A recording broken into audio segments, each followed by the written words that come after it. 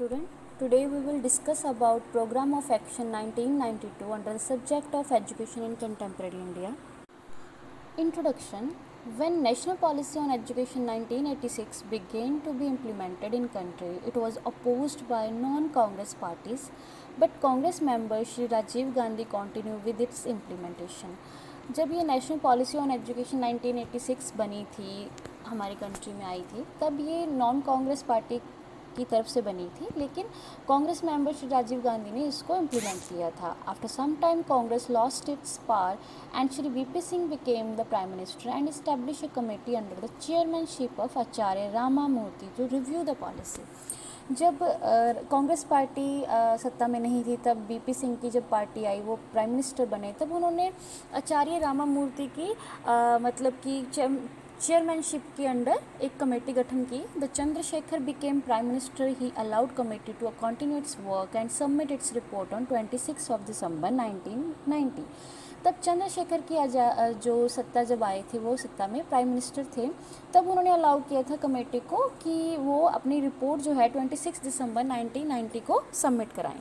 The report was yet to be debated in the parliament when once again Congress came into power and wanted to implement National Policy on Education 1986 on its original form, but Ramamurthy committee report was lying for consideration, so the central government instituted another committee under the chairmanship of Shri Janardhan Reddy, which submitted its report in 1992. जब ये report इसके ऊपर debate हुई parliament में, तब क्या हुआ कि नेशनल पॉलिसी ऑफ एजुकेशन जो है 1986, उसमें कुछ कमियां पाई गई. उसमें ये सोचा गया कि उसमें संशोधन की ज़रूरत है, लेकिन रामामूर्ति कमेटी ने ये रिपोर्ट जब ये सेंट्रल गवर्नमेंट को दी, तब एक और कमेटी गठन की गई थी श्री जनार्दन रेड्डी के अगुवाई के अंडर. तो इनको ये कहा गया कि वो रिपोर्ट 1992 को सबमिट करवाएंगे. So thereafter, HRD Minister Shri Arjun Singh represented the revised national policy on education in the parliament on May 7, 1992. 1992 को जो HRD मिनिस्टर थे श्री अर्जुन सिंह, उन्होंने revise national policy on education जो है मतलब कि सबमिट की थी रिपोर्ट, जिसको प्रोग्राम ऑफ एक्शन कहा गया, और उसमें कुछ विषय शामिल किए गए थे जो हम आगे डिस्कस करेंगे. क्योंकि नेशनल पॉलिसी ऑन एजुकेशन के बीच में कुछ संशोधन की ज़रूरत को देखते हुए प्रोग्राम ऑफ एक्शन जो है वो होंद में आया. तो उसमें कुछ विषय शामिल किए गए, जिनको सबसे पहले है एजुकेशन फॉर वुमेन इक्वालिटी, कि वुमेन की इक्वालिटी के लिए एजुकेशन देनी बहुत ज़रूरी है. हमें सोशल जस्टिस और इक्वालिटी को लेकर आना बहुत ज़रूरी है.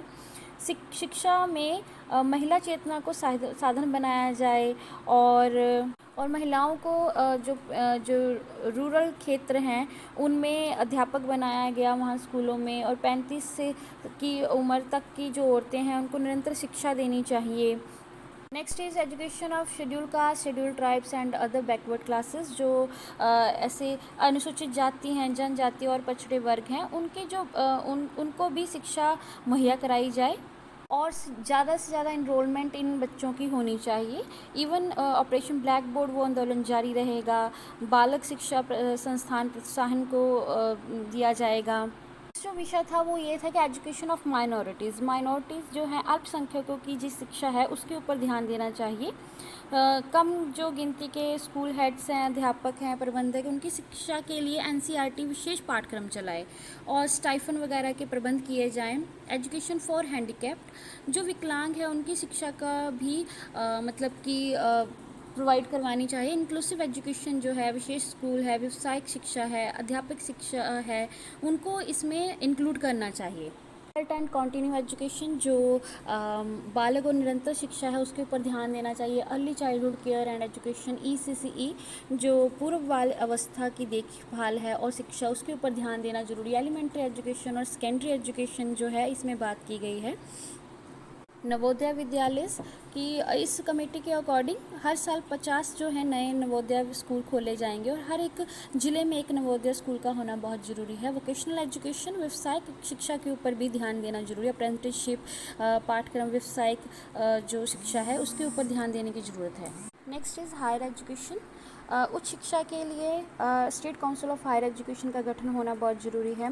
प्रबंधक सूचना नेटवर्क, नए कॉलेज जो है वो स्थापित होने ज़रूरी हैं. ओपन एजुकेशन जैसे कि ओपन एजुकेशन शिक्षा को भी बढ़ावा दिया जाएगा according to the POA 1992।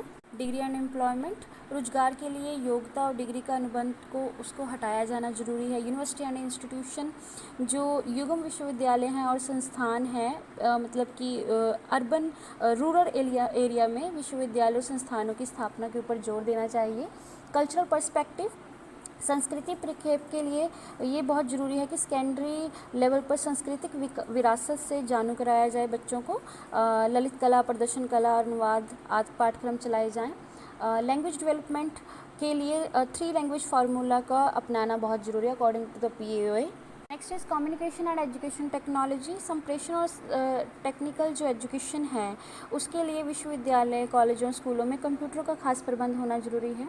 Play, physical education and youth, इसके लिए बहुत ज़रूरी है कि हर एक स्कूल में 45 मिनट की योगा एजुकेशन, नेहरू यूथ केंद्र, नेशनल सर्विस स्कीम्स को चलाया जाए। टीचर एजुकेशन, सेंट्रल गवर्नमेंट की तरफ से अध्यापक सिखलाई योजना के ऊपर ध्यान देना जरूरी है। एजुकेशन एंड मैनेजमेंट, शिक्षा और प्रबंधन के लिए पंचायती राज नियम, जिला पद्धरी संस्थाएं जो हैं उनको साथ में लेकर जो है प्रभावशाली ढंग से हम आगे एजुकेशन को इम्प्लीमेंट कर सकते हैं।